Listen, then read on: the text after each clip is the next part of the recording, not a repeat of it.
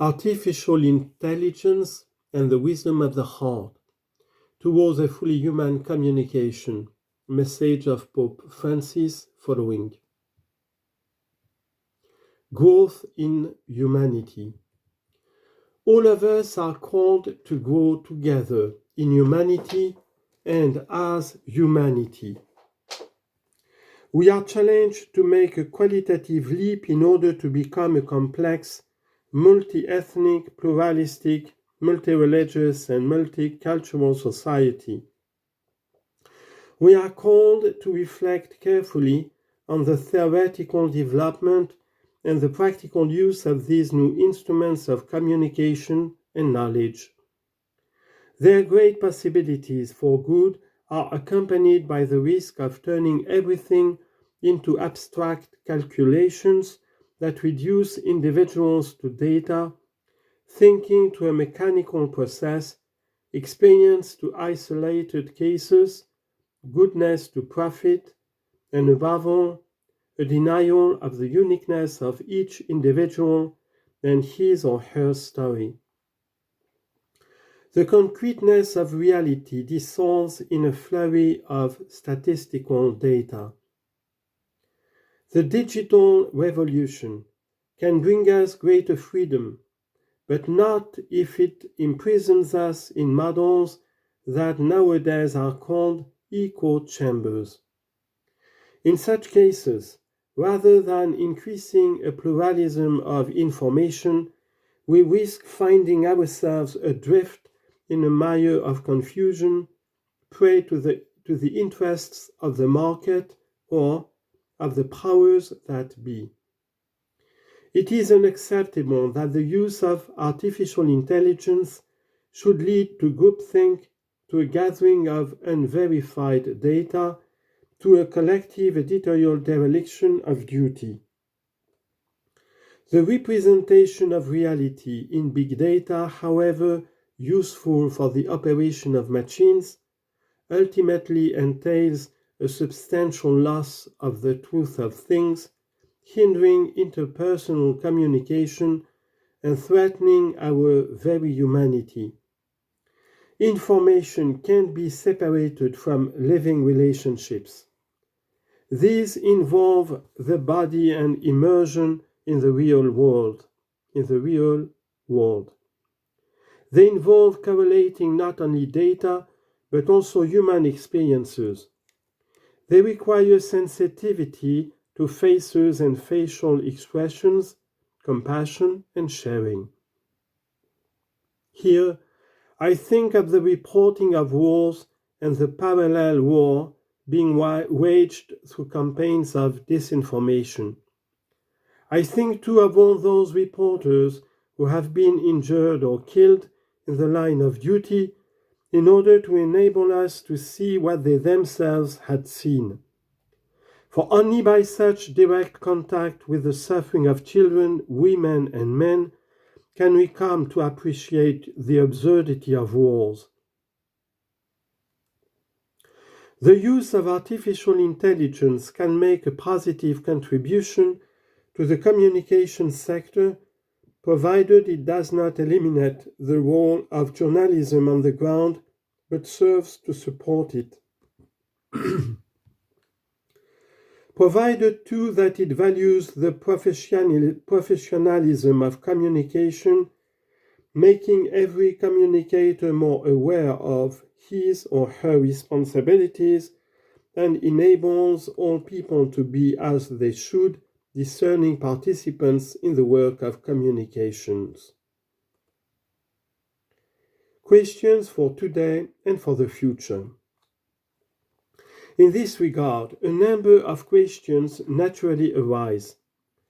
How do we safeguard professionalism and the dignity of workers in the fields of information and communication, together with that of users throughout the world?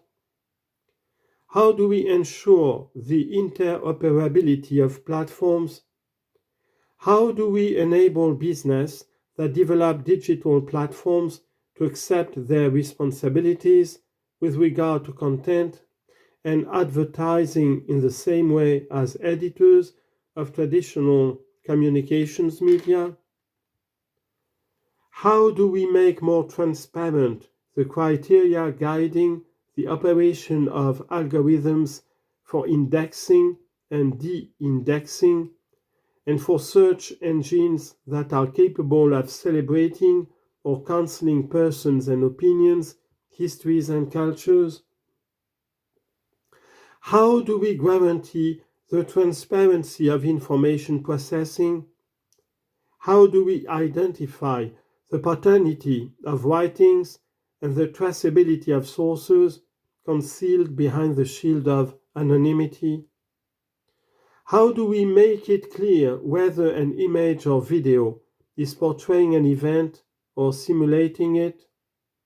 How do we prevent sources from being reduced to one alone, thus fostering a single approach developed on the basis of an algorithm?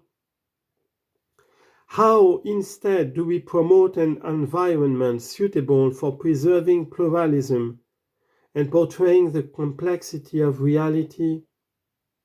How can we make sustainable a technology so powerful, costly, and energy-consuming?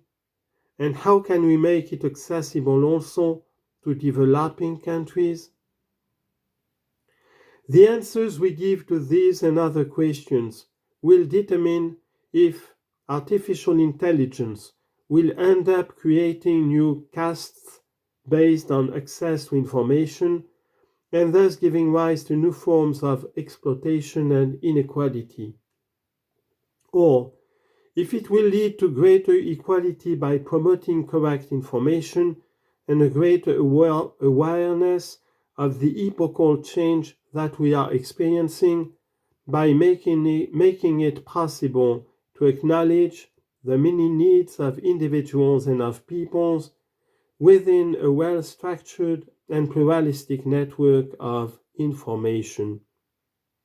If, on the one hand, we can glimpse the spectre of a new form of slavery, on the other, we can also envision a means of greater freedom.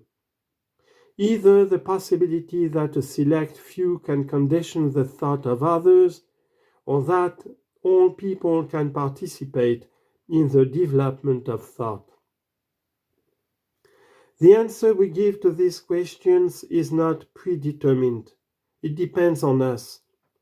It is up to us to decide whether we will become fodder for algorithms or will nourish our hearts with that freedom without which we can't grow in wisdom. Such wisdom matures by using time wisely and embracing our vulnerabilities. It grows in the covenant between generations, between those who remember the past and who look ahead to the future. Only together can we increase our capacity for discernment and vigilance and for seeing things in the light of their fulfillment. Lest our humanity lose its bearings, let us seek the wisdom that was present before all things. Siracide 1:4. It will help us also to put systems of artificial intelligence at the service of a fully human communication. Rome, St. John Lateran, January the 24th of the year 2024, Pope Francis.